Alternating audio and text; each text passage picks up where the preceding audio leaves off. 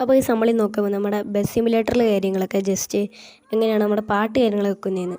Okay, അപ്പോൾ നമ്മുടെ ബസ്സിനെയൊക്കെ പാട്ട് വെക്കുന്നതെന്നാണ്. അപ്പോൾ അത് നമുക്ക് നേരെ വീട്ടിലോട്ട് എടുക്കാം. അപ്പോൾ വീട്ടിലെടുക്കുമ്പോൾ നമ്മുടെ ചാനൽ സബ്സ്ക്രൈബ് ചെയ്യാത്തുള്ള എനിക്ക് അടിച്ച് പൊട്ടിക്കുക. ഓക്കെ, ഇവിടെ ഇഷ്ടപ്പെട്ട ലൈക്ക് ചെയ്യുക. നിങ്ങളൊരു ബസ് സിമുലേറ്റർ ഗെയിമർ ആണെങ്കിൽ ജസ്റ്റ് ബസ് സിമുലേറ്റർ ഇന്തോനേഷ്യ എൻ്റെ ലവും കൂടി ജസ്റ്റ് ഒന്ന് കമൻറ്റ് ചെയ്യുക. ഓക്കെ, കയറി വരുമ്പോൾ തന്നെ ആഡൊക്കെ വരുമെന്ന് ആർക്കറിയാം. ഓക്കെ, ആഡ് വന്നു ബ്രോ, എന്തായാലും കളയാം.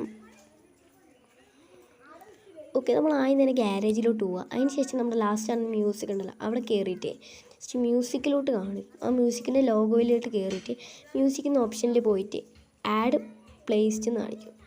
അപ്പോൾ നിങ്ങൾക്ക് എന്താ വേണ്ടായിട്ട് എടുത്തിട്ട് നിങ്ങൾക്ക് എന്ത് വേണോ, എന്തായിരിക്കും അതിന് പേരിടേണ്ടത് അത് കൊടുക്കും. അങ്ങനെ വെച്ചാൽ നിങ്ങൾക്ക് എന്ത് പേരാണോ ഇടേണ്ടത് ആ ഒരു പേര് ജസ്റ്റ് അടിച്ചു കൊടുക്കുക.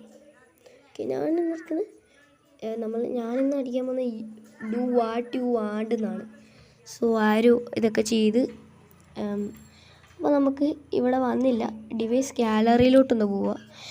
അതിന് ശേഷം ജസ്റ്റ് നിങ്ങൾ MP3 ഡൗൺലോഡ് ഇങ്ങനെ ചെയ്ത് എന്തെങ്കിലും പാട്ടിങ്ങനെ ഉണ്ടെങ്കിൽ നിങ്ങൾ ഡൗൺലോഡ് ചെയ്ത് പാട്ടൊക്കെ ഉണ്ടെങ്കിൽ ജസ്റ്റ് അത് കൊടുത്തതിന് ശേഷം ജസ്റ്റ് നിങ്ങൾ കയറിയാൽ മതി.